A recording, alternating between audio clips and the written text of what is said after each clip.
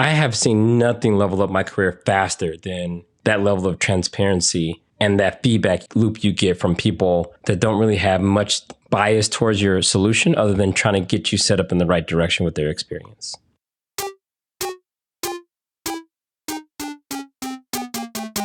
Welcome to Fork Around and Find Out, the podcast about building, running, and maintaining software and systems.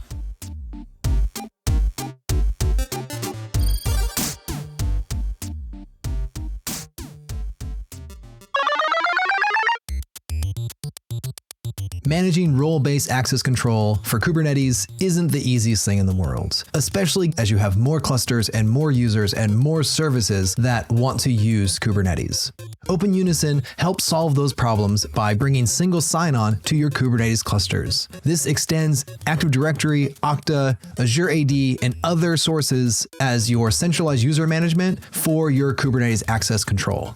You can forget managing all those YAML files to give someone access to the cluster and centrally manage all of their access in one place. This extends to services inside the cluster like Grafana, Argo CD, and Argo Workflows. OpenUnison is a great open source project, but relying on open source without any support for something as critical as access management may not be the best option. Tremolo Security offers support for OpenUnison and other features around identity and security. Tremolo provides open source and commercial support for OpenUnison in all of your Kubernetes clusters, whether in the cloud or on-prem. So check out Tremolo Security for your single sign-on needs in Kubernetes. You can find them at FAFO.fm/Tremolo. That's TREMOLO.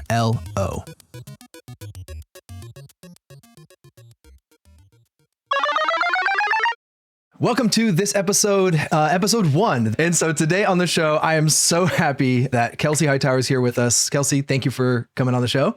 Yo, happy to be here. And for anyone that doesn't know you, which would be weird in the podcast world, but especially with our audience that we're trying to reach, you were distinguished engineers when you retired at Google, longtime contributor to Kubernetes, CoreOS, and Puppet before that. You've been around for a little while. I've been around. I had almost 25-year career. Retired last year, but it doesn't feel like retirement because I'm still at some of the same places I was at when I was working. But I get to do it on my terms now, so that feels good. That's baller. Also, Kelsey Hightower is a man that made Twitter leave, like tech Twitter leave Twitter and follow him like the exodus to like Bluesky, like be wrote so much more than just the code that he wrote. And a storyteller and amazing speaker and all of the things. Oh, thanks for all the kind words. I gotta let y'all update my Wikipedia. Like this sounds so much better. I'm trying not to like have my body, like my soul leave my body right now. Like I'm just like, don't just hold it in. Like I'm just excited you came on and for this episode, we can talk about the boring infrastructure stuff in the code you've written. But like Autumn was saying, that's not like the legacy you're leaving. And in many regards, I love your retirement. How'd you phrase it? You're buying your time back, right? Like at that point, you're paying yourself for whatever it is you want to do.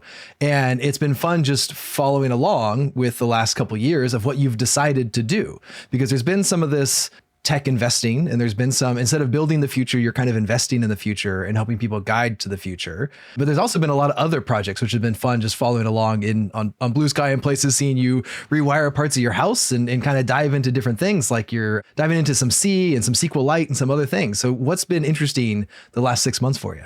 When you're starting out, there's so much content for beginners. How to get started with Linux, how to get started in tech. Should you get an IT certification or should you go to college? There isn't a lot of content for what do you do towards the end of your career. And looking back, I think a lot of decisions I made in the early parts of my career, mid parts of my career, the relationships I built contributed a lot to what I'm doing now towards the end of my career. And someone really said something really dope to me. He was like, hey, if you get good at something long enough, you will eventually become a philosopher. It's one thing to master a particular technology, but it's another to have an opinion about something. But to have a philosophy about something requires time and learning from people and then sharing that stuff over the years. And that's where I've arrived. So look, I started my career like a lot of people listening to this, IT certifications. Nothing is wrong with college. I just didn't go. So I can't tell you about college. My daughter's in college now, and I think it's the best thing ever. The things she's being exposed to, the structure, all the things. But one thing that I learned is no matter what path you chose, you're going to be learning for the rest of your life. I often meet people and say, I didn't learn Kubernetes until I was 32 because that's when it came out. You don't pick when it's time to learn. You just got to be willing to do it when the time comes. And I had a bunch of the jobs that people listening to this, I managed storage, backups, Tivoli, VMware, OpenStack. And then I helped build some of the tools that we're using today, like things like Puppet and open source. Towards the end of my career, I built a bunch of relationships along the way. All those people you work with, all those people you manage, all those problems you solve together, every job interview, every conference talk, every meetup. Each of those kind of contribute to like the people around me today. I have friends that I've known for 20 years. And you get that by paying attention to those relationships. And I meet a lot of people out here that put more effort into building good relationships with infrastructure and machines and less emphasis on actual people. Right? The people you're going to call on later in your career to give you opportunities. Justin reaching out now and saying, hey, Kelsey, you want to be on the podcast? And I met Justin, 8 years ago? It was 10. Almost 10. It was the first HashiConf. Yeah, I was thinking about it. It was Portland, 2014. That was, I think it was, or 2015. So 9 years. And that relationship has paid in dividends over the years during your time at Disney, the things I learned from you when you were at Amazon, hell, just even being on this podcast. So for me, that's the combination. Again, everything you're going to hear today occurs over 25 years. Do not think that this is something you should just start doing tomorrow or you're behind in some way. Everybody's on their own timeline. I just want to give that context before we dive into it, because when people say, what are you doing now? It's built off of that previous quarter century. You mean you don't have like a 3-month get into tech workshop for people? I'm so tired of those TikTok videos. And I get it. Get your 6 figures right now. And I get it, because a lot of this stuff is attractive. We see all these success stories, and it's hard to tell people what the true grind is. The true grind is literally flipping through the book and not understanding it at the first pass. Going to work and sometimes getting paired with a hostile coworker that isn't interested in training you. And now you got to try to sink or swim before performance review rolls around. Or a manager. Oh my, that is so, that is, or a manager. Yeah. Right? There's so much nuance to this game. But the thing I think now, though, is that, hey, the reason why I can advise startups now is because I've been through it as a customer, as a practitioner, as someone also trying to build things, sometimes that worked and a lot of times that didn't. And that contributes to this ability to be a startup advisor. So what is a startup advisor? You could get your name and picture on the website. Hey, this person that you all know is an advisor at our company. You should do business with us because we have their endorsement. But the advisory that I do is literally like the work I used to do when I was at CoreOS or at Google. What products should we build? How should we build them? What intuition do you want to use if you have to live with the consequences? Should Flux try to take on Homebrew and build a better package management system for Mac or not? I think we should. And we did. And we shipped. And then you communicate the things that you shipped. And I learned a lot of this stuff by working at places like Google, where I was no one's manager. I was there almost 7.5 years. And I was no one's manager. And there's this concept of trying to lead without authority. I can't tell anyone to do anything. So I chose to learn how to inspire people to building the next great thing. And trust me, when you get a taste of that and the team actually ships and customers start giving that feedback of like, this is amazing, I want to use this, then your trust builds. You know what? Kelsey isn't just blowing smoke. These are real things that have real consequences, real outcomes that we can measure the impact. And so now I do that across like 10 companies. Some, you know, companies like Docker, there's Flux out there, Red Panda. These are companies I've been working with for years now. And then there's some new ones you don't know about that are like the ML and networking space doing low-level things. But this has been the thing that has satisfied that urge. Like, I can't just walk away from tech. There is so much to give, still so much to learn. So that's kind of the core of what I'm doing. And of course, speaking, authoring, and do-it-yourself projects around the house. Question about your time at Google, which maybe you can't answer this question, but I've actually wanted to ask you this for a long time. Google has a reputation for killing off projects that people love. The Killed by Google website exists with more dead projects than Amazon has alive projects, which is a lot. How did that wear on you as an engineer trying to inspire people and build something at a place that you had no control over what was going to be deprecated or going to be turned down, and people are going to say, we don't trust Google anymore because they've already turned off all the stuff that I loved. Google Reader still lives for a lot of people as like the thing they all loved.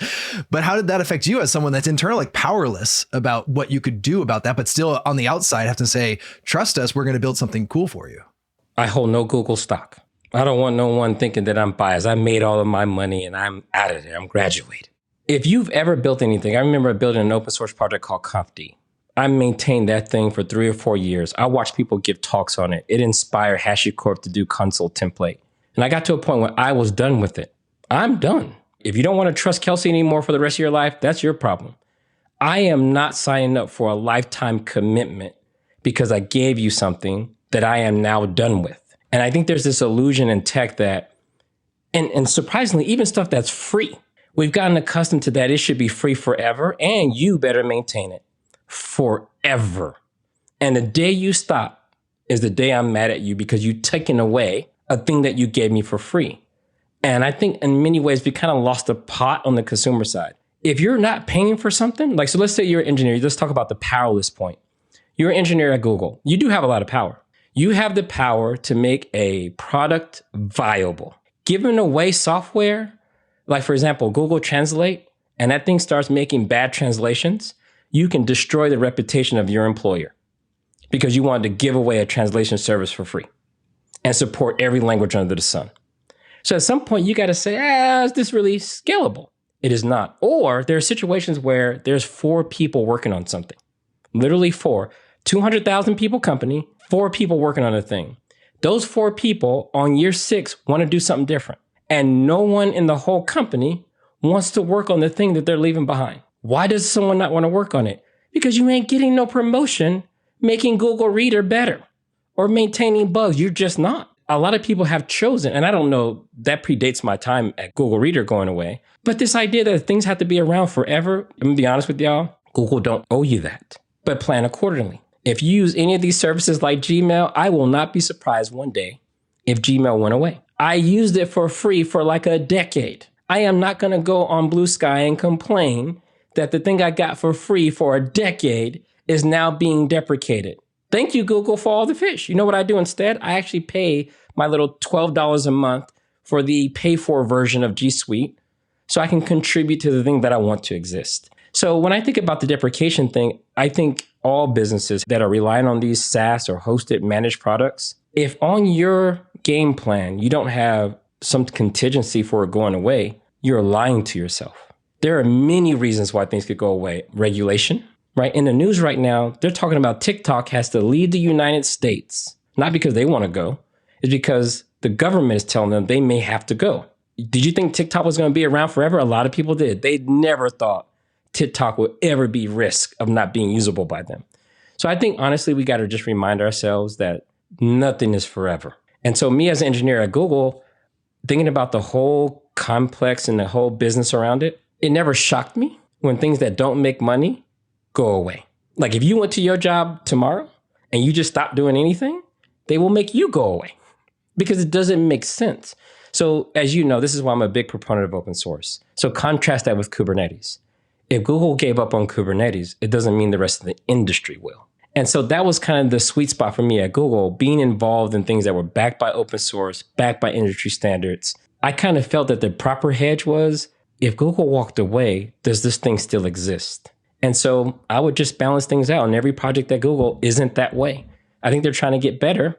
And to be fair, I remember when one of the big selling points of Amazon was they never deprecate anything. And I remember like this year, they're starting to deprecate stuff. Yeah. Dude, not just this year, the last 6 months has been wild. And so there you go, because that's reality. Some stuff needs to be deprecated. It's past its shelf life. But I do think, to your point probably, is they could have done a better job of setting that expectation. Nothing is forever. And here's the plan around that. Like when they got rid of Google domains and so did the Squarespace, I felt that one a little bit. I was going to say, I paid for that one. Yeah. I paid for that one, but I wasn't surprised. All right, because I started thinking through the liabilities of managing domains. Like a .io domain is not as easy as people think, right? That particular government has a lot of restrictions on what you can do with an .io domain. So imagine you being a small team at Google managing Google domains, dealing with almost the same complexity as probably the cloud team is doing. So it just makes sense. But I'm more of a pragmatist on this stuff. Sure. How did that affect your trust within the community of you're looking at the open source stuff that will last longer than any one company's interest in it? But I know at some point you were the person that a lot of people pointed to and said, Kelsey's at Google, right? Like Kelsey's the Google representative in a lot of ways. And they put all that weight on you. Yeah, Kelsey talked about things that Kelsey believed in. Did y'all hear Kelsey talking about crypto when he was at Google? No. So my thing was, if I wouldn't use it, I tried not to talk about it. If I didn't believe in it, I tried not to talk about it. So what'd you see me associated with? Istio, Kubernetes, even Cloud Run was backed by Knative. And so I tried to lead with like the principles and fundamentals, things that I knew would last beyond. And also, look, if you have a job, I learned probably 12 years ago that there are parts you take with you. And that's really when I started to double down on open source. I don't want to leave a job and my entire resume is all I have to show for it. I want to be able to take my relationships. I want to be able to take my work. This is why I love GitHub so much. You can put your work on there. And then that work lives beyond the current employer you're at. And so at Google, man, so much of my work still lives on that I have access to because I chose to do it. Not everyone's going to have that as an output, but I was very curious about, like, for example, I would never talk about Spanner until they added the Postgres interface. It felt like if I was going to tell you to use this fancy database in the cloud with a proprietary protocol, would I even do that? Probably not. And so that's the way I did the balance. But look, I knew I was working for a business. It wasn't my own company. And so I had to understand to balance those two things well. I think tying that into what you were saying at the beginning, where this is over a 25-year career, one of the things that I've learned is knowing when I need to walk away from something and knowing when all of the investment that I have in learning something and mastering something isn't something I want to do next. And so I remember moving over to Disney and I was a Linux and Windows admin. I did Active Directory. I did all this stuff at the university I was at before. And when I came over to Disney, I was like, I don't do any of that Windows stuff anymore. I don't want to do Active Directory anymore. And so when they were looking for people to take on that work, I kept my mouth shut. I was like, actually, no, that's not why you hired me. That's not what I want to do. I'm going to almost deprecate my own knowledge about that and not volunteer for those sorts of things. I know how much gravity there is in some of those things, and they just pull you in and you're like, you're going to do that thing again. Now you're the expert on the thing that you can't escape from.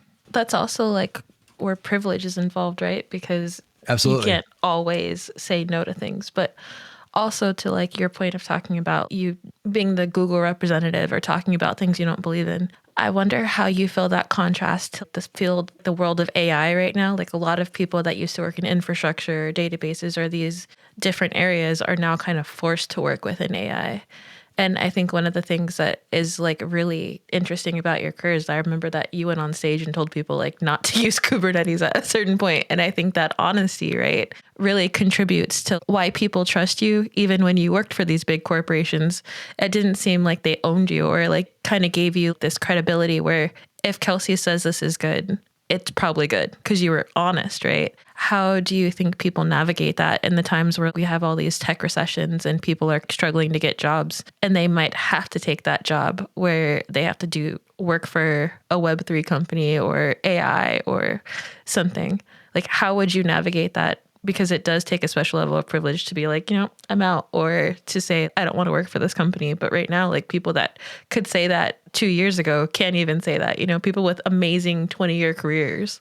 I don't think people and their leadership think every day about the psyche of the average person. You have to be able to afford to be honest. Being honest is expensive. People will pay you a lot of money to lie. People will pay you a lot of money to be what they want you to be. In many ways, there's an expectation. No, I'm paying you. You're going to do what I'm telling you to do. I don't really care about your morals. I'm not paying for that. I'm not paying for your ethics. I'm literally paying you to be at my disposal, right? If you get burnt out, then we'll hire the next person. There's a little bit too much of that in general, not just tech, but in general. And so for me, when I got to Google, I could afford to be honest, meaning I could quit and be fine. I could not get a promotion and be fine. When I say fine, not just mentally, but financially, my family was going to be fine. And so that gives you a bit of courage to say, no, I don't believe in that. I don't want to be involved in that. Oh, that sounds like a great opportunity, but I'll pass. I want to stay in my lane based on my current set of beliefs. And I always did that respectively. Like everyone talks about FU money. I kind of approached it more like love you money. I love myself and I can afford to. So that means if I told you I don't want to be involved in a thing, like even when I was at Google, there was a situation where there was like a big keynote, the big Cloud Next keynote, kind of like Amazon's reInvent. and we're doing rehearsals, right? I got my keynote slot. And if anyone's ever worked at a large tech company, this stuff sucks up like 2 or 3 months leading up of all of your time is getting ready for this kind of thing. And I remember going to one of the rehearsals and I didn't like the format at all. It was a little too comical. There was stuff that just didn't match my personality or anything I wanted to be associated with. So during the table read, I said, hey, I don't want to be involved in this. And people are like, oh, what's wrong? This is fun. It's going to be cool. It's going to be great. I was like, hey, I'm not here to judge. Y'all might actually be right. I don't even want to get into an argument about what y'all should change. This project belongs to the team. I just personally will not like to be involved. Do you know what that does? Imagine what people say when you're not around. Oh, not a team player, only looking out for himself. You goddamn right. You better be the first person to look out for yourself, but you also kind of give the team feedback. But the thing is, I'm not always trying to change everybody's opinion because I could just be wrong. I just didn't want to be involved in that. And that takes a lot of personal capital. That takes a lot of political capital. And you better have a capital in the bank in case someone decides that you shouldn't be at the company anymore for making a move like that. And so that's where I would say it's a little tough. I was a VP of engineering once. Maybe this is to Justin's point. You do have to take the job sometimes because that's all you have in front of you. You don't have that ability. And you do what you got to do. No problem. But I was a VP of engineering once, and I had 2 people. One worked on the Linux side of the house, writing code that ran on Linux servers, and one worked on the Windows side of the house, writing .NET for desktop apps.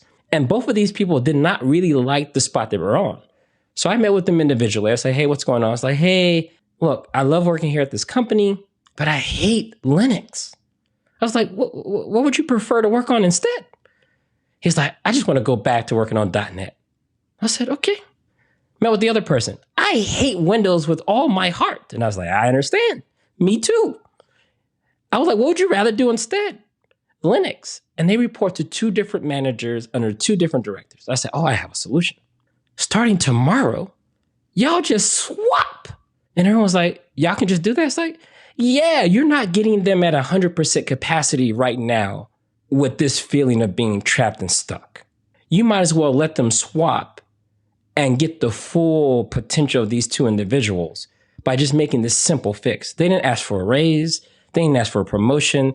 They just asked to be in the best situation possible. And me as a leader at the time, I'm just listening, saying, hey, let me just put you in position to succeed. And I think that's what a lot of teams, team leads, managers, and directors could do. Just listen a little bit and just see what you can do to put people in a better situation, even if they're uncomfortable asking for themselves.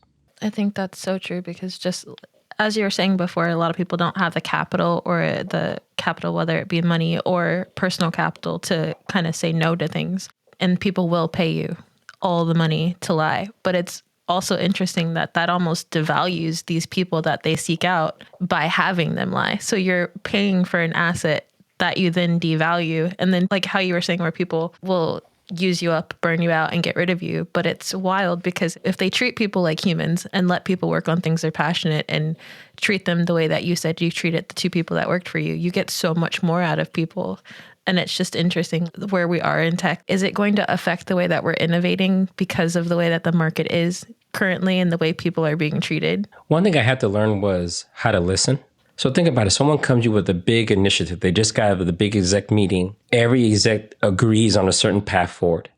Then they come to you and say, hey, I need you to be involved with this thing. And you hear about it for the first time. You're like, that sounds like the dumbest idea ever. Why would we do that? And they're like, hey, hold on. I've been working on this for months and I got exec approval, green light. So I'm not in position to pivot all of a sudden just because you don't like it.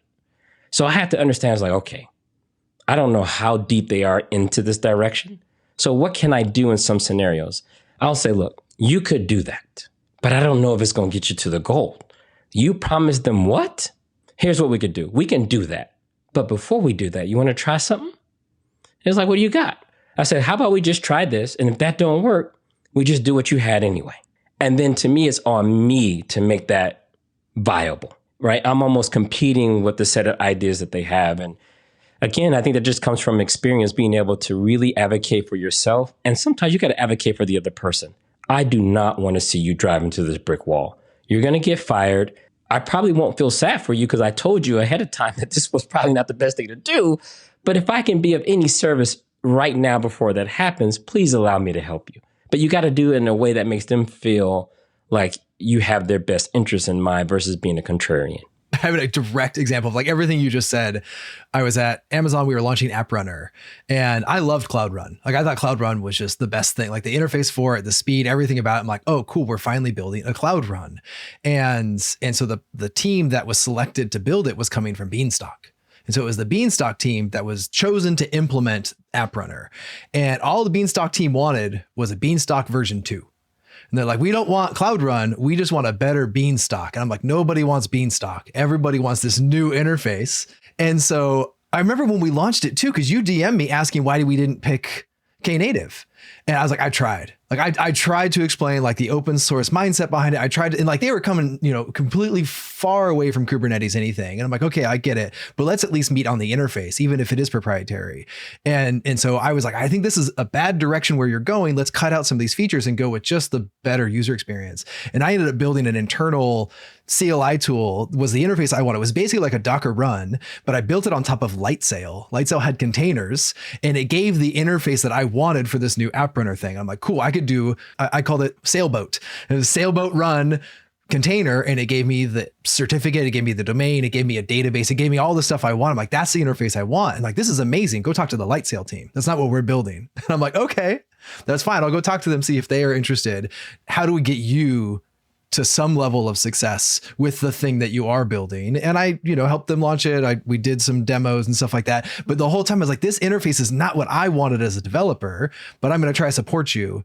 Soon after that, most of the team left and they're like, actually, this was a failure and people weren't adopting it. And a lot of that team was like, okay, well, now it's not, it wasn't something that was like this big success that they expected out of a tier 1 sort of launch. And even in that case, I think a person like you that did it that way gains a lot of credibility with that team, even though your idea didn't necessarily convince anyone in that moment. I guarantee you there's a group of people who remember that you tried to kind of show them a different way. The really interesting thing was how that played out long term when I was going for a promo inside of Amazon, right? Because it's like all of the people that I felt I had good impact on and I could have said I was right about, they all left. They weren't there at the company anymore to back up, oh, he did good work. All they saw was I worked on this failure of a service and said, oh, that wasn't a success, so you don't get the promo. And I'm like, oh, I see how this works now. Let's go find the winners and only invest my time. Just to your point of like what gets deprecated is the things that are, like no one's getting a bonus on this. I was just going to say that it's interesting that they forced you to make duplicate products, even when you're telling them, hey, this is not a good idea. And that's the same stuff that they have to pay all the extra infrastructure cost on and maintenance, but it's the same crappy version of the other thing that's not being successful right now. And no one listens to you when you're in those meetings.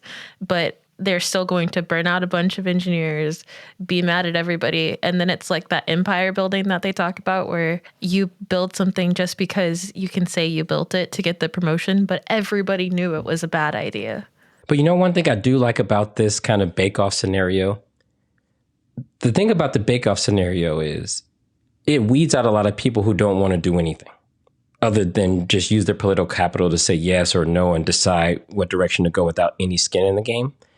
And so this concept of where I can put a prototype and pit it against yours, that level of like, here's my thing, here's your thing. Also, it helps me be honest with myself because I'm like, we should just do. And then you start working on a prototype and you're like, that's not, that's not as good of an idea as I thought. Y'all are right. Y'all should keep running with that because I found out that this path isn't viable. I think the part where you could just communicate though.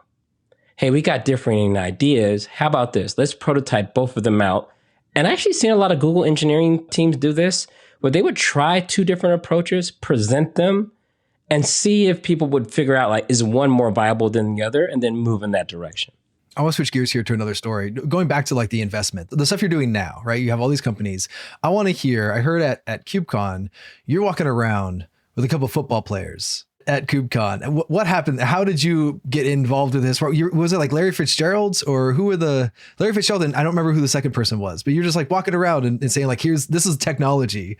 Yeah. Like, so look, maybe last year, there's a guy named Larry Fitzgerald. He's like going to the Hall of Fame, probably first ballot, right? NFL player. And this has an interesting stat. Like as a receiver, for those that don't know football, your goal is to catch passes, right? You're the receiver. And if you play defense, your job is to make sure that they don't catch passes. And if they do, you want to tackle them. That's literally your job, playing defense. One thing that sucks for the whole team is when receivers drop passes, right? Like if it touches your hand, there's a rule. If it touches your hand, you got to catch it. I don't care what's happening. I don't care if you're going to run into a brick wall. Catch the ball and just take the hit. And apparently there's a stat where he has, as a receiver, he has more tackles than drop passes. And for someone with a Hall of Fame career, it doesn't even make sense. To be able to say that I've only dropped a few passes in my whole career, and I've had to tackle like loose fumbles or interceptions more than I drop passes. And so Larry Fitzgerald pings me on Twitter. It's like, hey, Kelsey, I want to talk to you about open source software. I'm like, I was just watching you play last year on the football field. What has open source got to do with being a professional NFL all-star player? This doesn't make sense. And so the other person is Kelvin Beachum, who actively plays for the Arizona Cardinals right now. And so I'm like, okay, let's just meet. And I'm like, I don't know how this is going to go. How technical can we go? And so I'm meeting both of them on like a Google Meet. And they're talking about Cockroach DB, Spencer, who started it. They did work at places like Sequoia. They've been investing in the tech space forever. They explained their thesis around enterprise software versus infrastructure versus AI versus things that are capital intensive versus developer productivity. And I'm sitting here like, oh my goodness, why was I so biased towards professional athletes? Like they wouldn't have this like depth around technology. And so they were starting a venture capital fund. So as an athlete, you're typically investing through the big investment firms. And they decided that they want to start their own portfolio so they could have a better relationship with founders and be a meaningful part of the growth and success of those companies. So I came on as a technical advisor. And a part of that work is evaluating what companies to invest in, forming the thesis of what the portfolio construction should be, and just really meeting founders, understanding where these companies can go. There's a lot of things that happen behind the scenes. And it was the bye week for the Arizona Cardinals in November. And they're like, hey, Kelsey, we're going to do something during the bye week. You should come. I was like, no, because I'm going to be at KubeCon. And they're like, what's that? I was like, oh, you got to be there. That's just where it all happens. That's where it takes place. And so both of them came to KubeCon. And look, they're walking around KubeCon. They're like 6'3", 6'4". Like they're tall. They stand out in the audience. And so I would probably say at least 5% of KubeCon realized that they were NFL players. And so we're walking around and there was two weird interactions. Number one, some people that didn't know who they were were asking people like Larry Fitzgerald to take photos of me and the attendee. Like, hey, can you take a photo? And look, they're very humble people, but I'm pretty sure that is like an odd thing for people not to know who they are and asking them to take pictures of other people and vice versa, right? There are other people like, yo, are you Larry Fitzgerald? Oh my God, why are you at KubeCon? So that was dope. And we just went around to the booth area, talked to technologists about what products they're building and why, spent some time with founders, and honestly, just looking for good companies to probably invest in. So yes, these football players were at KubeCon walking around and taking it all in. Slide into your DMs. That's amazing. I think that's so funny because I'd be the person that would be like, tall dude, move over so I can take a picture with Kelsey Hightower. Like, I don't care who you are. Just can you take a picture of me? And you got to get that good angle too from the 6'3". Right? Like it would be like a legit selfie. But I've learned a lot. I worked at lots of startups, CoreOS. I think Alex Povey and Brandon Phillips, the founders of CoreOS, they were so transparent about fundraising, how much money we had in the bank. Eventually, they trusted me to be the product manager when we made the pivot from kind of CoreOS technologies to just being all in on Kubernetes. And I learned so much from that interaction of them just building, that was their second company. But now that I'm working with Larry and Kelvin Beachum, I'm learning so much about deal construction, where the money comes from. It's weird because there's this dynamic. When you talk to some founders, they believe they're the king of the castle. When you talk to some VCs, they're like, we're the king of the castles. It's your company, but you're kind of in our portfolio. And then you got the banks. And the bank's like, all y'all sit underneath the money tree. And there's so many layers to this game that are not just about building a cool product. You're literally building companies. And that portfolio construction and the relationship building and the time it takes to do all of that, that's been a game changer. I've never seen the depths of portfolio construction and money allocation is very different than writing an angel check, right? This is a whole different league. So that's definitely evolved the way I look at tech through that lens now. Do you think that's because they're not in tech, right? They're investing in technology. Is that doing due diligence because it's a lot of money that they're putting in something that they maybe, not say they don't understand, but they're not first like experiencing that. And like their jobs are to be experts in a sport that is very physical. And then at nights and weekends, like, it was like, I used to do tech at night. It was just like a fun hobby to like try to figure out how it all works. But then at some point I had to like invest in something in my own time to say, I'm going to go this direction. And for them having that much capital in the game and trying to figure out where to, obviously they're trying to maximize their investment. This isn't we want to throw away some money. We want to actually like influence some aspect of this to make other people successful, to make us have a return. So the thing is, at least through life, everybody technical. People who cook are extremely technical. They understand food science and chemistry, even if they don't explain it that way. To play in the NFL, millions of people play football, like hundreds of them go pro. And you're working like the gloves you use, the size of your cleats, the way turf works, the way the wind blows and the effect, it's ridiculous. So operating at that level in any discipline makes you highly in tune to understand how systems work, whatever system you're dealing with or working with. And I think for them is like, for us, we get so attached to things. Like there are people walking around with Linux tattoos and Docker well logos on their skin. It's like they get so attached. I am a Linux system administrator. I am a platform engineer. And then we put the blinders on and we see the whole world through our keyboard. And so when we start to have to talk to business about business with those people, they can't see it. They can't see the big macro trends. They can't see the relationship between what you're building and what the market demands. And I think one benefit a lot of people have that get further away from the keyboard, they can actually see the big picture. They can see like what the customer expectation will be. They can see whether this even needs venture capital or not. Because a lot of people that have good ideas, you should invest in it because it's a good idea. It's like, it's a good idea, but a bad business. And they have that ability to see the world objectively because VC is about making businesses, not just technology. So that's the one advantage they have when they are evaluating these companies. And that's something I think I've learned too over time, which is everything in business doesn't happen behind the keyboard. And I think that's the advantage that they have. So that's why I think they do such a good job with that. And also it just helps me also zoom out because now I got to think about when I was working for one company, I just had to make one bet at a time. I'm going to go to this company and I hope it pays off. But when you're an investor, you're zooming out and say, look, we might make 10 to 50 investments a year. And I got to construct this portfolio in a way that complements each other, can be explained why we made the investment, how it plans out in the next 10 years, and the risk appetite is high. You ain't trying to invest in safe stuff. You're trying to invest in stuff that is going to be amazing or terrible. Not a lot of in between with that. So I think that's kind of the big difference between what we do as like on the engineering side versus what an investor thinks about. Yeah, that's a good point because there's plenty of safe places to make a decent amount of money. You put in $10 million and you're fine, right? But they don't want to get a 3-4% back or anything. They're like, we want to take a bigger risk here.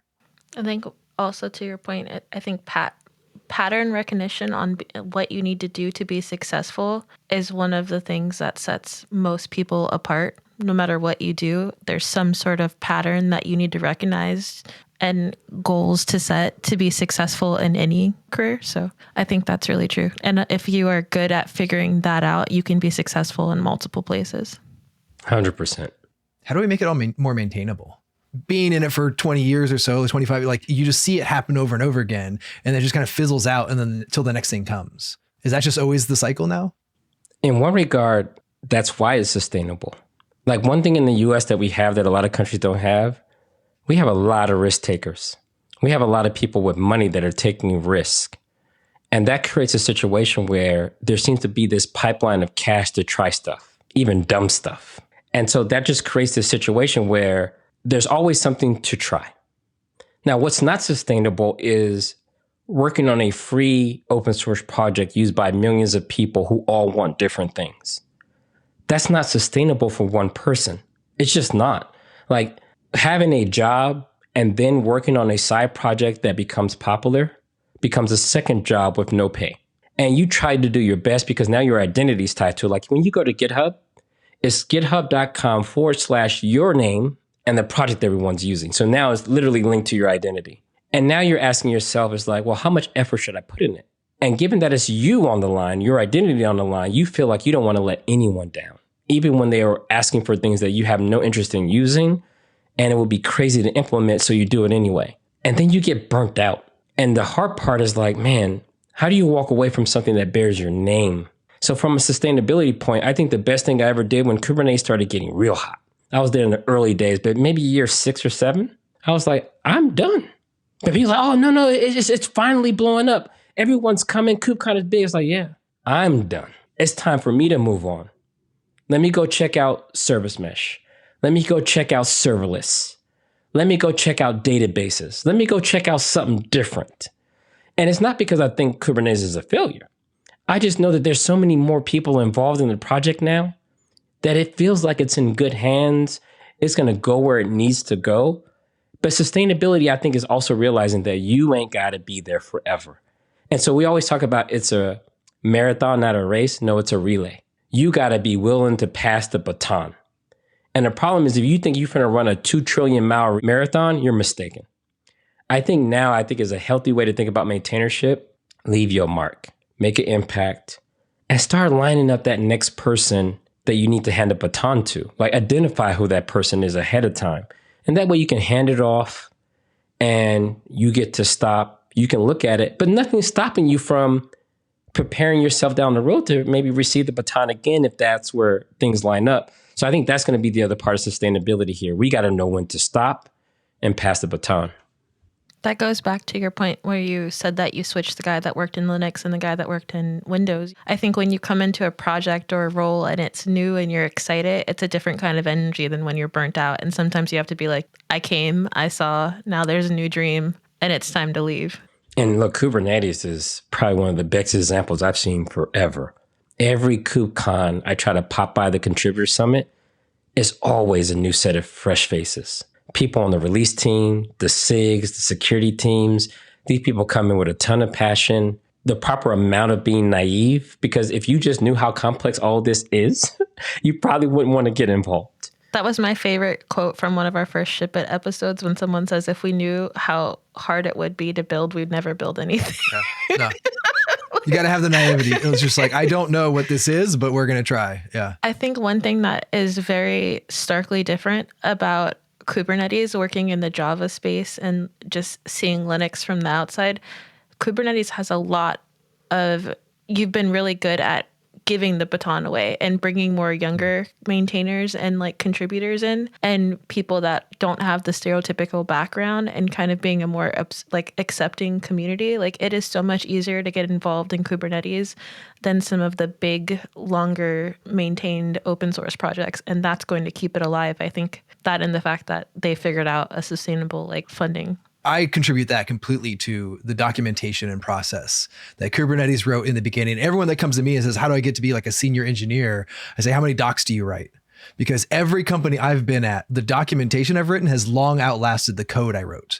But the people, though, there's something special about Kubernetes. Kubernetes community and people are so welcoming. You walk in, everybody's got cool hair. Like everybody is so much nicer. Like, but like to think about it, like I came from like Java and databases, and then I got on the release team, and I only use Docker.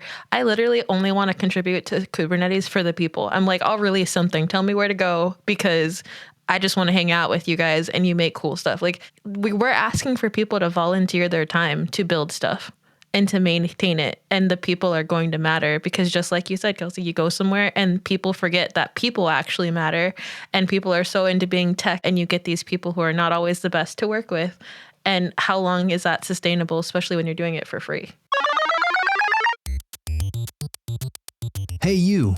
Yeah, you. I know this is Justin still, and this is an ad spot, but we actually don't have a sponsor for this spot. So it's just me telling you about our sponsor spots. If you're an advertiser and you want to reach this audience, we need you to go to FAFO.FM/sponsor and check out our packages. If you're not an advertiser, we need you to share this podcast with your friends or your family or your enemies or your cat. I don't know, send it to someone that can download the episode and listen to it, and then maybe they know a better sponsor. We want to keep the sound quality high and the sponsor quality even higher. And to do that, we need people just to come check out the package and get in contact with us. That's going to help us keep these episodes going so that we can bring you better guests and better topics over time. So again, if you want to sponsor the show, please reach out at FAFO.FM/sponsor. Auden, there's something that made me think about, why is this the case? Right? I've never talked about why I think the community is the way it is. But one thing that I think plays a big role, number one, Google was not first place in cloud. There's a humbleness that comes from not being number one, striving to be number one. Second, Docker was on a tear, redefining everything.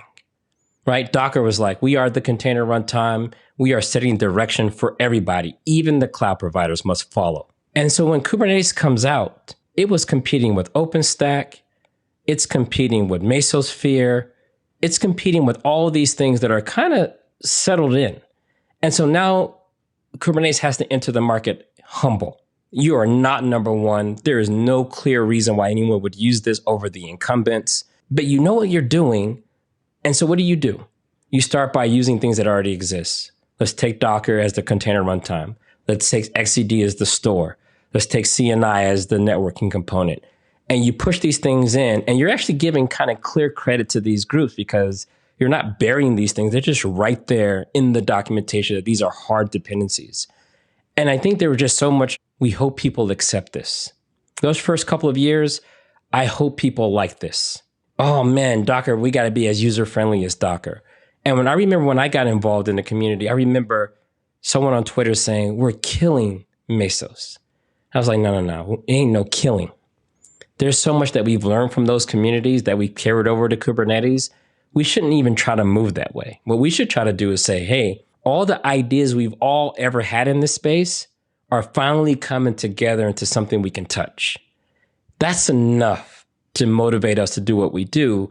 And I think that carried itself over to the foundation. It carried itself over to the way they give out awards, where to chop wood and carry water, like the things that they're recognizing. All of that to me has turned into this kind of permanence around what our community is. I think that's what's going to sustain it. How do you think the relationship between corporations and open source kind of goes on from here? Because it's been a wild ride the last year, but 70% of infrastructure is open source. We're going to have to figure out how to do this responsibility and this relationship the right way. So how do you think we move on to a better future? Because I agree that open source is where I want to be. I don't know where in open source I'll go for the rest of my career, but open source and just the community and kind of contributing to something bigger than a company is definitely something I feel like I need to motivate me in a career. But how do we make that sustainable? Because it does take money and it does take corporate influence at this point. Man, the thing about open source, my whole life, I'm 43 years old. And if I watch the news, I can get depressed really quickly. When I look at the way people talk to each other sometimes, I can get depressed really quickly. It kind of feels like everybody's trying to do Game of Thrones and one-up each other. And then when I go into the open source community space, it just feels like utopia. I'm not saying that it's perfect.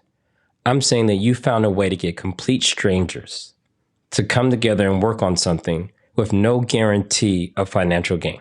And they've been doing this for decades. And they've gotten so good at it that they're building things that are better than the things that you can actually pay money for. This is like Star Trek level wishful thinking that we actually get to touch every day. But then there's a flip side of this is when people do try to work on this full time, because a lot of people are volunteering their time on the side, and maybe that part isn't sustainable. Things that do work, I give credit to all the big companies from Netflix to Amazon to Google to even Oracle, that they do have people that are working on open source. A lot of them are doing it full time, but they're at the direction of that particular company. But the part that I think needs to be sustainable is these companies that are built on top of open source, they are literally trying to do the right thing, making the software free and accessible, but also giving you something to pay for. And what I think we've seen for the last 15 years is people only pay for things that they have to. So if you're not having an Oracle-like licensing model, you're going to have a hard time getting money Because I think a lot of big corporations who make a lot of money, by the way, look at paying for open source software as a form of charity. And that's not sustainable. So I think what we've seen as a result is a lot of companies saying, hey, you know what? No more giving the full product away. Some companies are saying now the builds are now proprietary. The software is available, but good luck making the builds. Or maybe we start doing a feature split, right? Like CockroachDB is getting more towards, hey, open core, maybe a lot of it has to go more down the closed route and slightly different licensing model. I think at some point, enterprise is going to have to figure out that they were getting an extremely good deal here. If I was a company and they say, hey, how would you contribute back? And I'm just trying to be very hyper specific, but there's millions of other ways of doing this. If you use Postgres full time at a company and you're not paying a licensing fee or anything like that, go and hire 2 people from the Postgres community. Do not add them to Jira. Do not make them come to your stand-ups. Literally let them just be tier 1 engineering support when the time comes. But other than that, let them focus on making Postgres a continued sustainable project. Maybe they can work on things you care about more in order of prioritization. But I can't think of a better way of giving back than putting a little bit of your budget towards keeping these things sustainable. So shout out to places like Facebook. I know they have a lot of Postgres engineers there. Shout out to people like VMware. I know they employed the guy from Redis for a number of years so that he can just focus on building Redis all those years that we all got it for free. So there are good use cases out there. And then the last one I would probably mention is Let's Encrypt. That whole project is phenomenal. So if you're listening to this, go research their funding model, go research how they found a way to build something so critical to the entire internet, but they seem to have found a way to do it sustainably. Switching to a different vein of maintenance. You were doing some maintenance on circuit breaking. So some circuitry at your house, and you had to go through a process for that, right? Like you were talking about in the States, we have a lot of risk takers, and doing electrical work on your own house is probably the biggest risk you can take. I mean, that's just like straight up. Like, I used to do construction in college. I had a summer job doing construction, and we would install wells out in the boonies out in Southern California. And I was mainly doing electrical work, and I'd never told them that I'm colorblind. And so I always had to the auto station was like, what? I always had to have them check my work because I knew at some point, like, hey, I'm gonna mess this up because I physically cannot. Face that Kelsey made. He makes me make that face like once a week. Like so, like I'm just. And my work was distant from the house. It wasn't something that was like part of. Well, yeah, it was usually it'll start part of a fire in your garage. But it was always validated by my supervisor and everything. But that was something that. And so now you're doing that. You're pulling wires in your house and doing some stuff. How does that? Like that's a new project. That's a new thing to learn, and a new place that maybe you don't need mastery, but you do need competence. Yeah, I mean, honestly, I've just been very respectful of the little things. Like the people who maintain the sidewalks. When I look at my house, I look at life-sustaining systems that are put together that sustain life for you and your family. And so when I look at tradespeople, these are people that are literally keeping the lights on for society. And so one of my very first jobs, I was pulling Ethernet cables through buildings so I can set up their networks. And that is a very small form of construction. And the tools that go into that, there are codes. You need permits. Sometimes you need special licenses to do this kind of work. And so very simple project. It should have been simple, but I can't let it be simple. My wife is like, hey, I want a bidet. I was like, And there's an easy route to this. You literally can just go get the ones and, put it on top of what you already have. And it may not have any hot water, but you can literally just unscrew 2 screws, put something on top.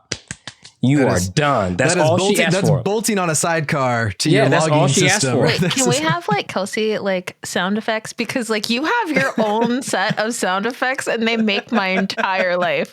Like you on Twitter and Bluesky is great, but you in real life is fire. You have a whole set of sound effects. Y'all have been missing out. You got to get this man record it a lot because it's great. So look, that's all she asked for. And I was like, I could do this. And for $200 a toilet, I would have been done. But I was like, you know what? What is the best bidet you could buy? And so then you eventually land on this place called Toto. And you're like, I can't get the Toto bidet.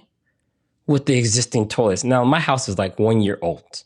And I was like, I got to replace these toilets. There's no way. And I've never done that before. So now Was I'm your buying. wife very stressed out during this process? Yeah, like, imagine you're this, stressing me out a little bit. Look, you walk in the bathroom, you be like, where's the toilet? I said, I got to replace the toilet too. So there's a hole in the ground. Like, don't use this bathroom. Has she asked you to go back to work yet? Like, No. But, so here's the thing. So I go down this path, but it turns out for these bidets, you need electricity behind the toilet. And I call the electricians like, hey, these bidets use a lot of power. The first thing I try to do is like tap into like where my lights are connected. But the bidets are so powerful that they make the lights flicker when you're using it. So I'm like, this is fail mission. And it turns out if you read the instructions, you need 20 amp circuits. And so that's way more power than that I had nearby. So I was like, you know what? I'll call an electrician, get a quote. This should be easy. It's thousands of dollars to run new lines from first floor up through wall, through the attic to these 2 bathrooms. I was like, thousands of dollars? I ain't paying that. And you just start buying tools. You're pulling permits. You're watching YouTube videos. You're reading electrical codes. And then you have a tool bag of stuff and you run the lines. And the thing is, when you're doing it yourself, you're cautious because I don't want to die. I can't have Kelsey died trying to install power lines. So that's not how I wanted to go out. And so the thing about doing that work, though, is I felt like, man, I learned a new set of skills that provides value.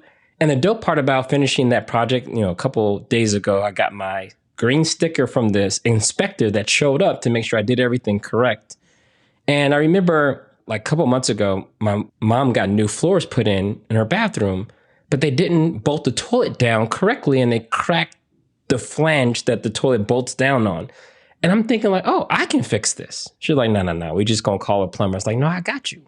And we went to Home Depot. In a couple of hours, I replaced the toilet and the flange because I had this new set of skills.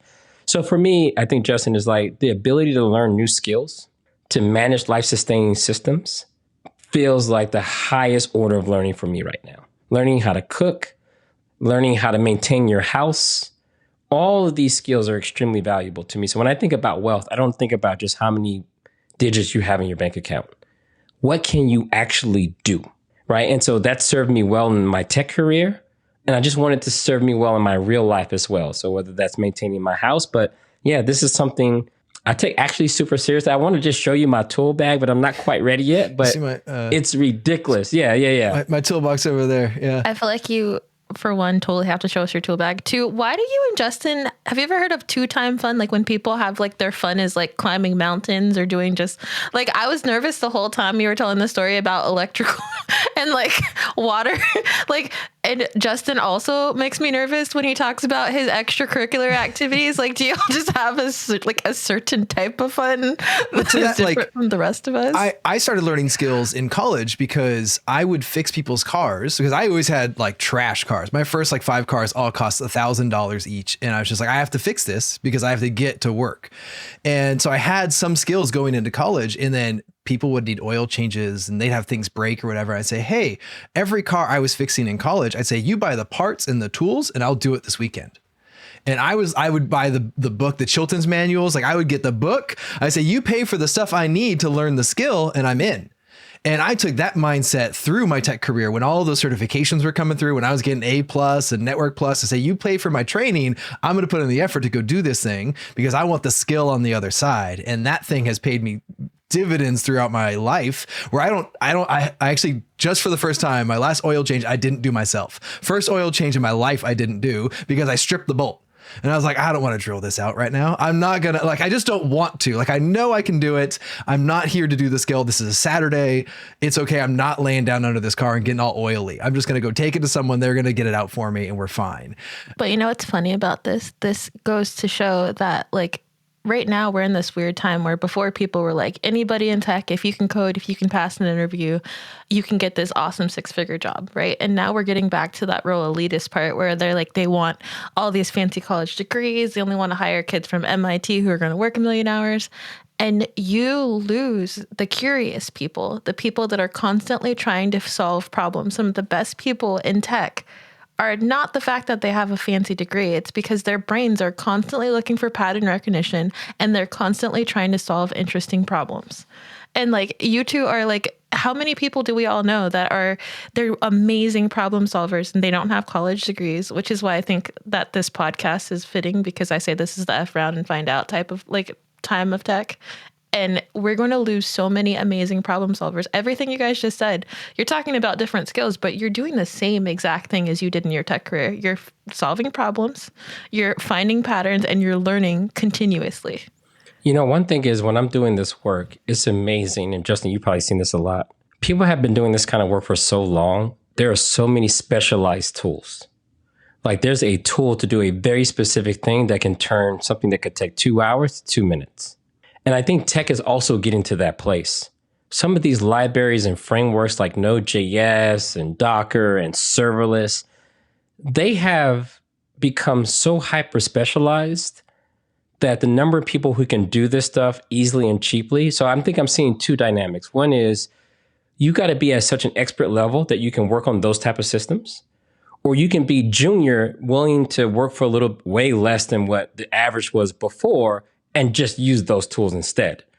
And I think what we're going to be missing is that middle of people who are curious, they'll build it themselves. But a lot of people are like, no, there's too many tools that are mature for you to be coming in and building anything yourself. I don't know how this is going to play out, but I would imagine as our industry gets way more mature, it's going to be a hard time for people that are tool builders. I think there's going to be a lot more people optimizing for people who can just use the tools, not necessarily build them from the ground up. Do you think that's what AI also starts to contribute to?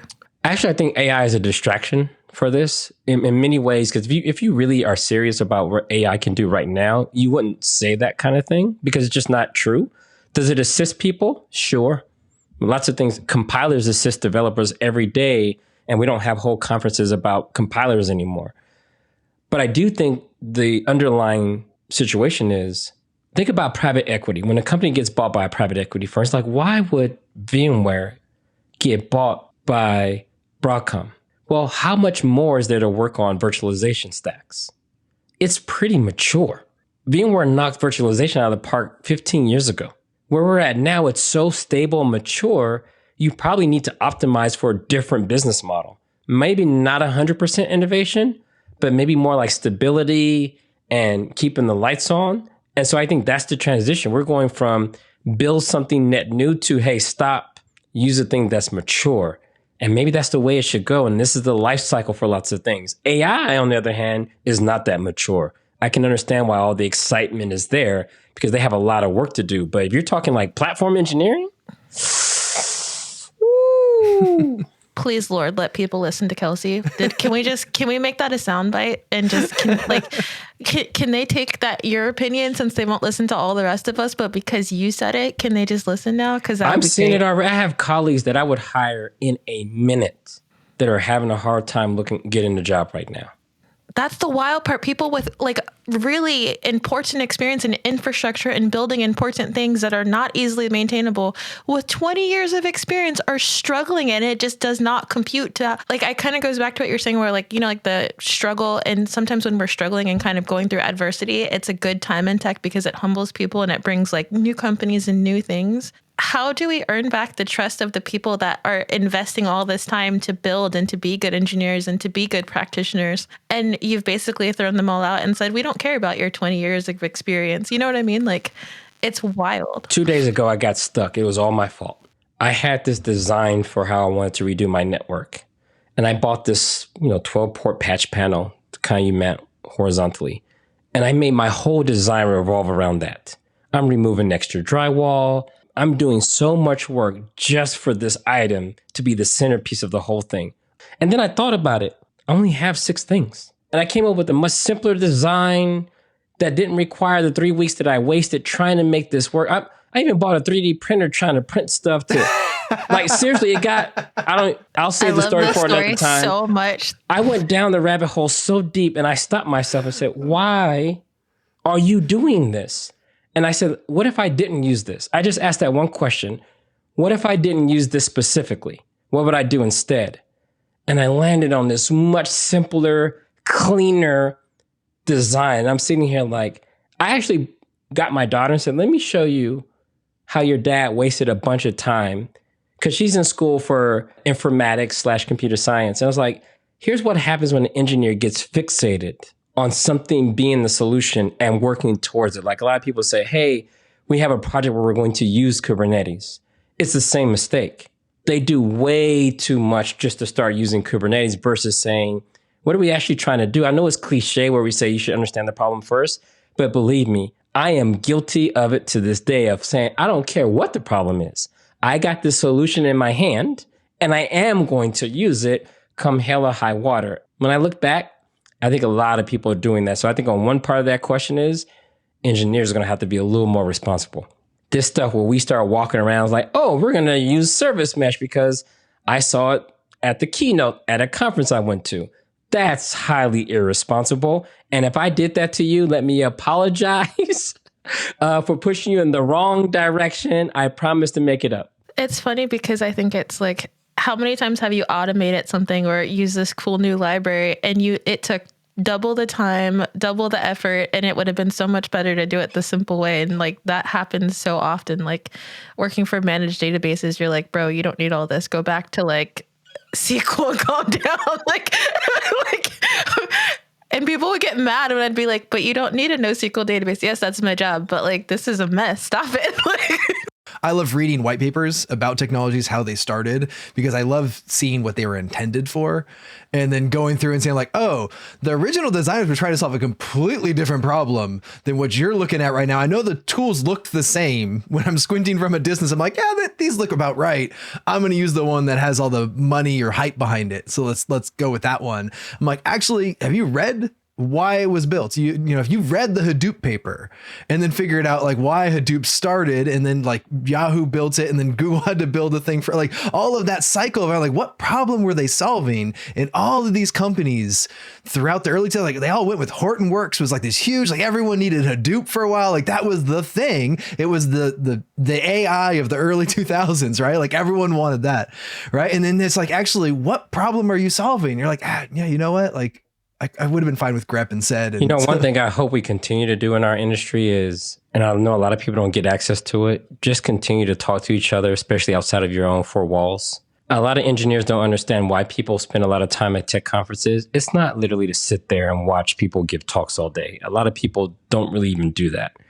It's literally, if you're willing to be transparent and say, hey, here's what I'm working on, and getting real-time feedback about an approach you're taking, I have seen nothing level up my career faster than that level of transparency and that feedback loop you get from people that don't really have much bias towards your solution other than trying to get you set up in the right direction with their experience. it's like going to summer camp with a bunch of nerds to talk about like your favorite things. And it's my favorite. Like it's the community and the people. One of my favorite books is Where Good Ideas Come From. And it's all about like, ideas come from the edges of things. It's not because you're so deep in the thing that you understand exactly what the problem is and exactly what you're gonna do. It's like, no, I switched fields. I started looking at a completely new thing. And then I was like, oh, I could apply what I learned over here to that new thing in a different way that someone never even thought of. Like, how do these things merge together? And it's just fascinating to see how that has happened over and over again in our industry, but just in other industries too, like innovations in batteries and all these like new technologies that we see aren't because necessarily someone did like 10 years of research. Is because there was a new person in the field that came from biology or something else that they're like, oh, this, I don't have the typical background you want me to have in this field, but I understand what problems you're trying to solve and we can apply new technologies or new information in this field. Let's cover Bluesky. You're at the migration. We should. What do you want to talk about, Bluesky? This is you. Like, I mean, we were there and nobody came because we were cool. Everybody came because of you. I moved off of Bluesky I remember the day Elon walked in with his sink. I'm deleted all my tweets. Anything from here, I'm going to like, if I'm investing here, this is like a very specific reason that I'm on this thing. I did not delete my account yet. I think it's time I kept that mine, so they can't take my username. I think it's time I can delete it now. Like I don't have any interest in going back, but I tried Mastodon. I invested a bunch of time in Mastodon. I had to understand it. I feel like, Kelsey, in a lot of ways, I was trying to embody you in some ways where I was like, what's the simplest version of Mastodon that I could build? And so I re-implemented Mastodon in static files. I'm like, could I build this with a Lambda function and an S3 bucket?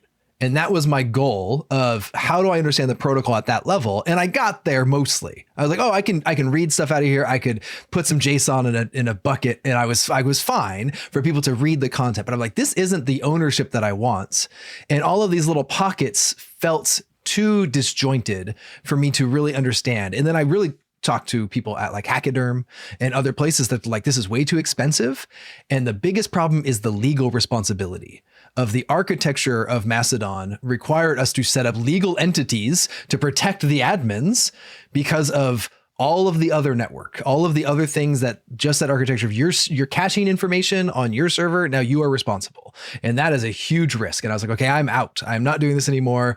Let's see the model of Bluesky. And then I just started from there. Like, okay, how would I, as simply as possible, re-implement some of this stuff? And I haven't re-implemented PDS, but I've been running it and I've been understanding pieces of that. You were on Bluesky for a minute and then you kind of left, so you went back to Twitter for a little while. And then you came back. Before we move on, can we just talk about how the last couple of years have been so ridiculous? Like, how does the Onion still write like articles? Like you just said, when Elon walked out with a sink, like that's the world we live in right now. Like, wild. Like, how are we going to explain this in history books? Like this one time when this very orange man took over the world, like it's wild. It feels like this is the prequel to Idiocracy, the movie. Right? You ask yourself, how do you even get to that point? Maybe like, we're it's living like, this is how. And everybody just acts like it's normal. And I'm like, do y'all see this?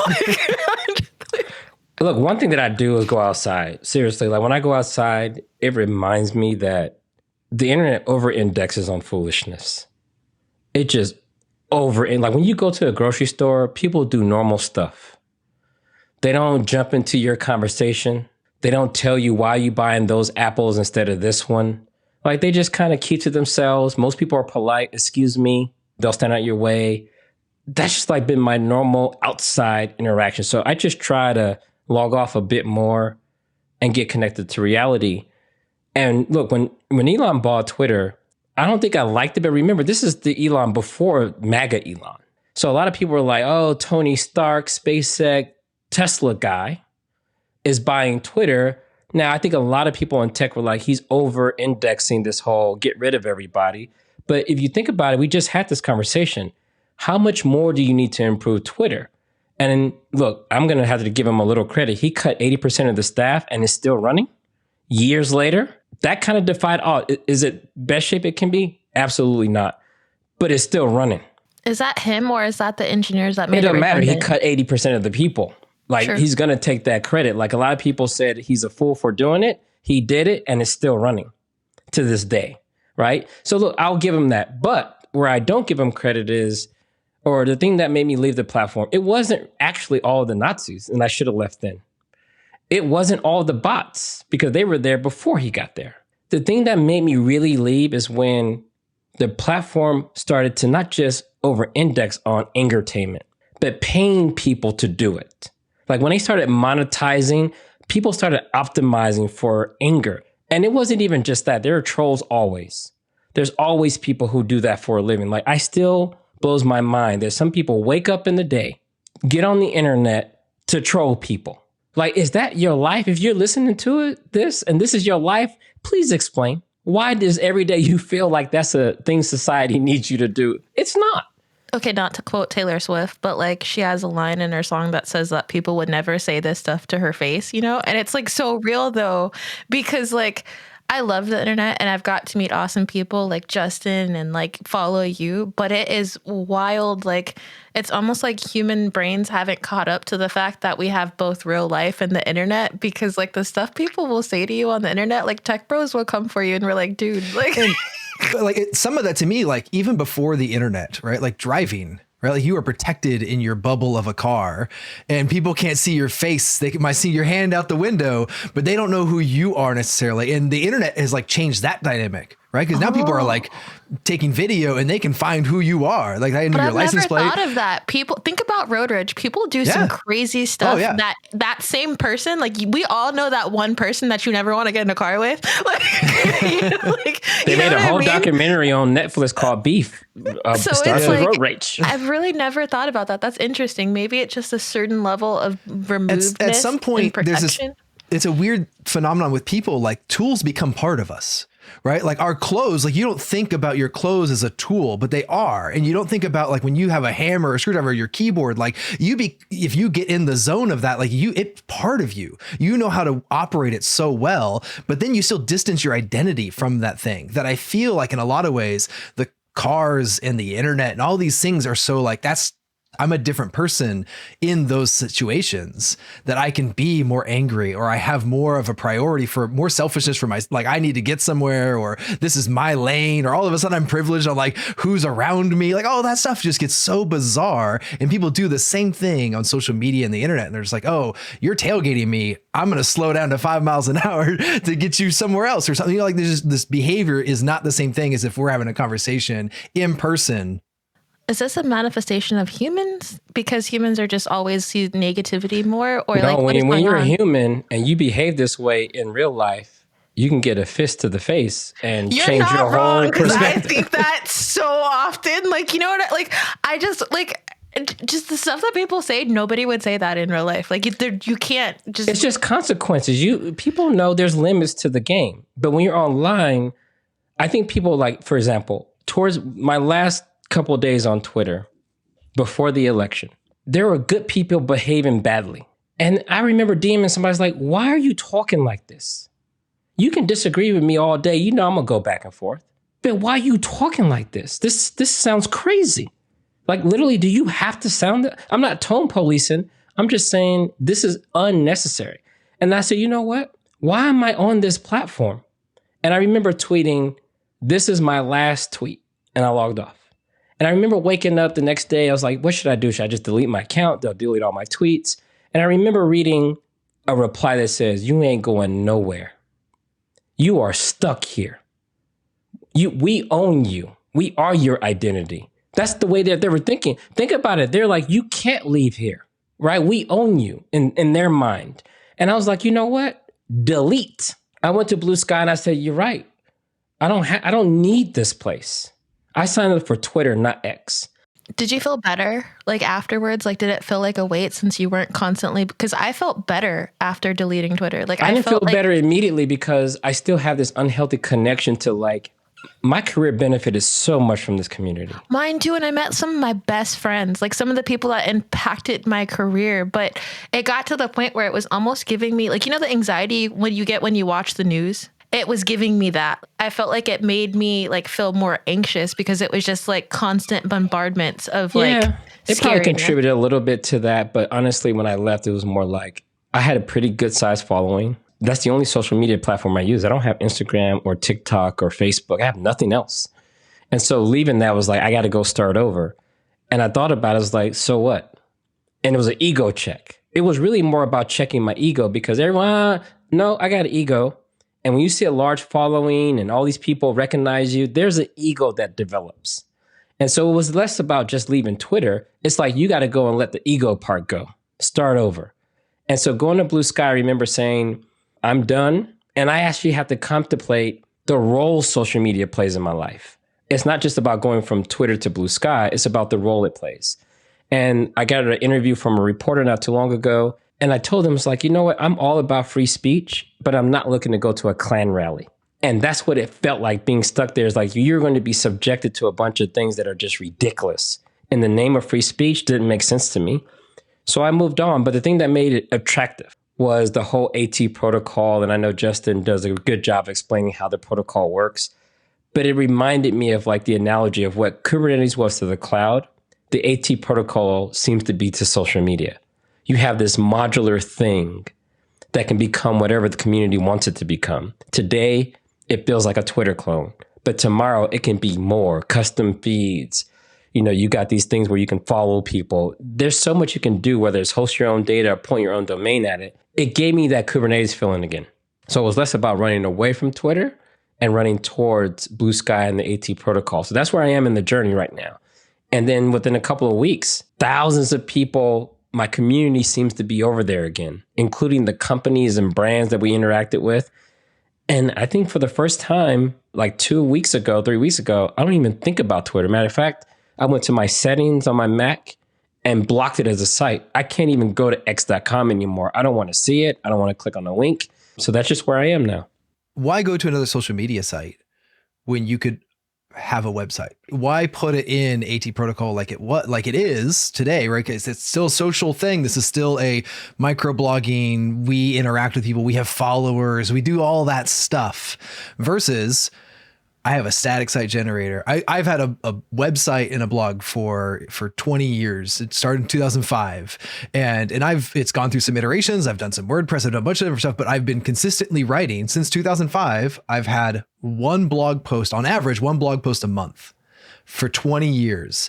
And I am so more proud of that than any of my social media sort of engagement stuff. And like that side of it and being able to just, a lot of it's garbage. Like I don't want to look back at something, but a lot of my early tweets were garbage too. Right? Like this isn't a thing that like I'm necessarily proud of, but like that consistency and being able to share in an actual more open, like the internet is the most open platform we have.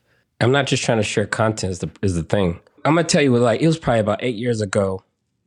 I mean, even more recent examples. I'm walking through San Francisco and a kid runs out of a restaurant. I was like, hey, don't rob me. I got nothing. He's like, I'm not trying to rob you, Mr. Hightower. You don't remember me. But I pinged you on Twitter and we jumped on a Google Meet and you gave me some career advice on how to break into tech. I'm in tech now.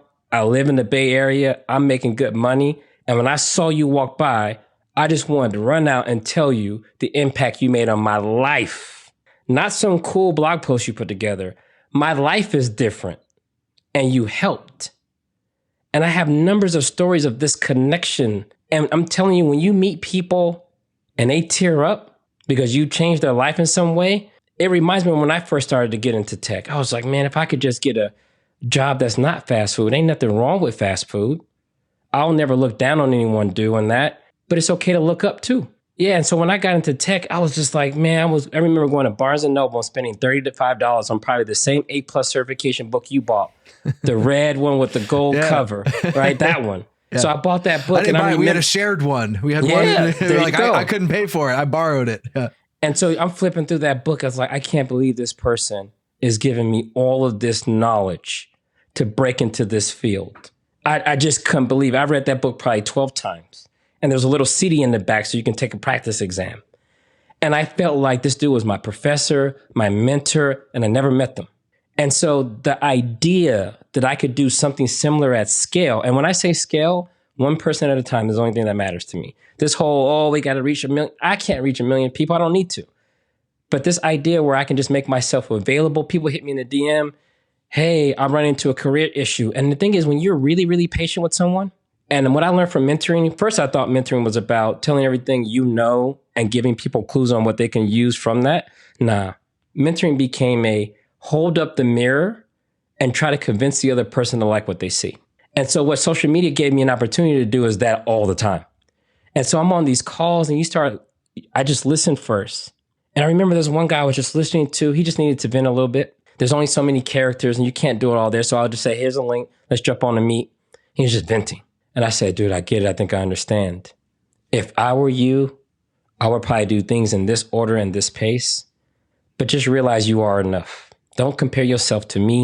You ain't got to compare yourself to nobody else. Here's what's unique about you. And I started explaining their uniqueness. This person was like a soccer coach. I said, what do you like about coaching soccer?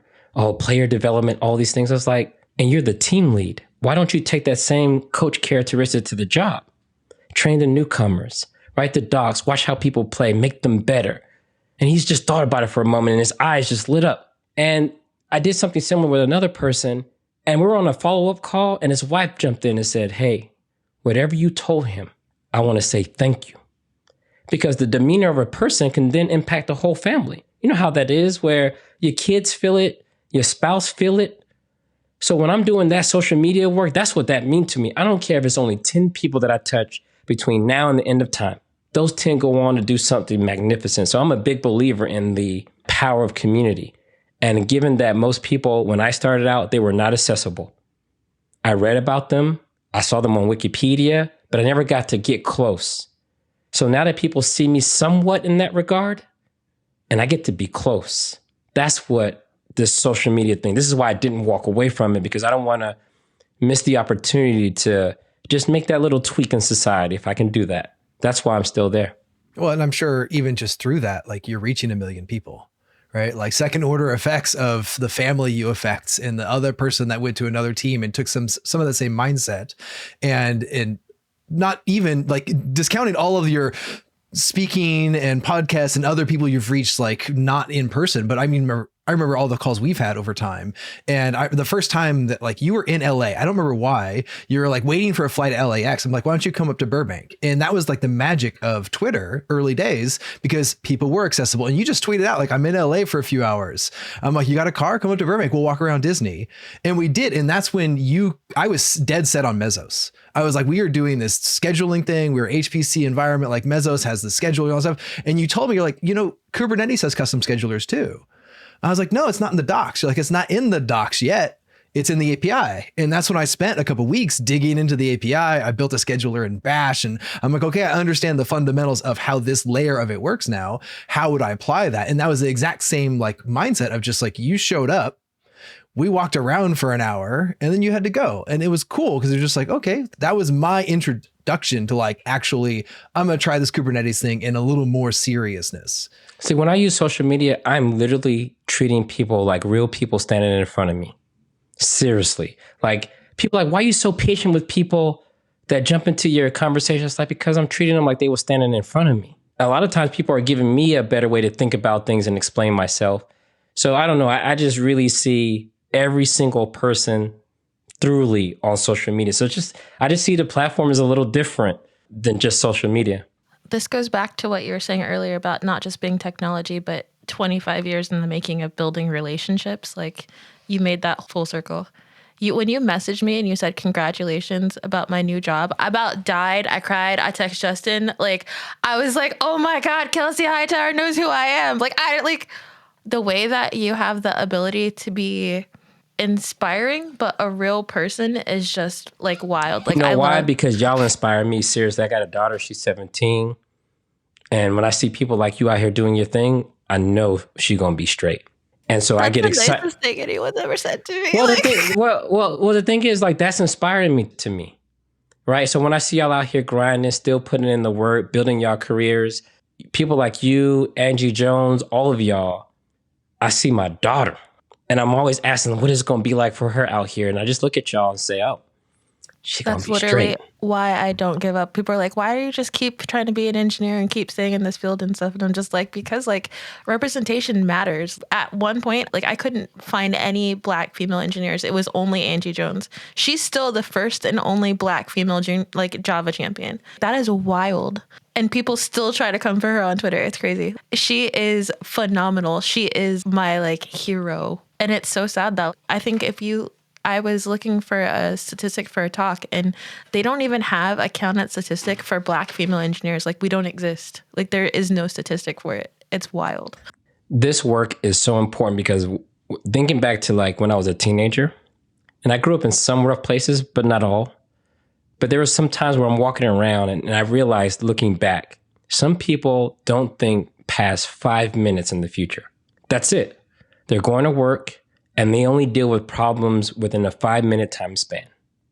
And the crazy thing is poverty and the situation, it doesn't allow you to think over that. Like exactly. The way that poverty and being in a struggle changes your brain, it scientifically changes your brain. It's wild. 100%. And then when we get into this work, we get to see big pictures and we connect things. We turn things, we make ideas come to life.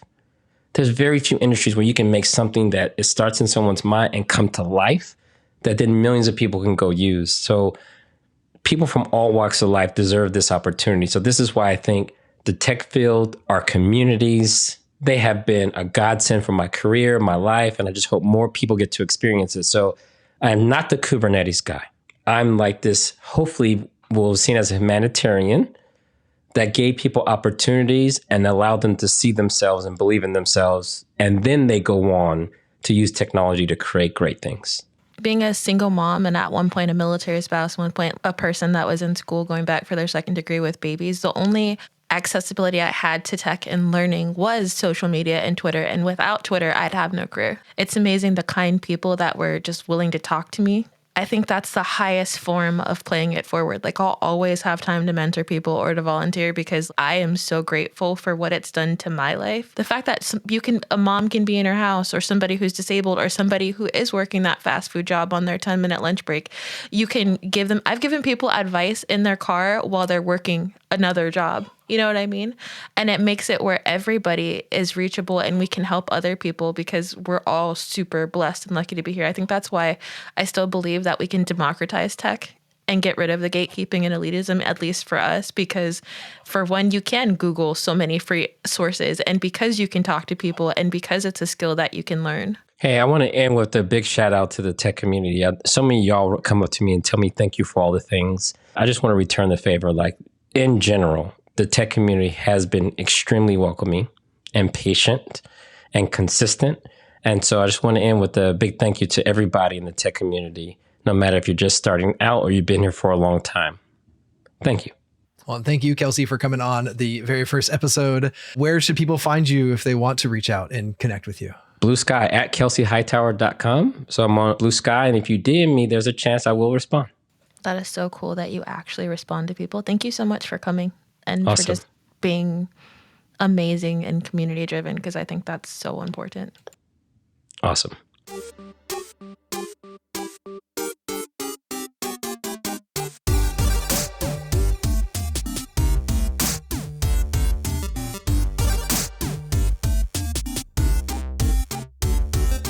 Thank you for listening to this episode of Fork Around and Find Out. If you like this show, please consider sharing it with a friend, a coworker, a family member, or even an enemy. However we get the word out about this show helps it to become sustainable for the long term. If you want to sponsor this show, please go to FAFO.FM/sponsor and reach out to us there about what you're interested in sponsoring and how we can help. We hope your systems stay available and your pagers stay quiet. We'll see you again next time.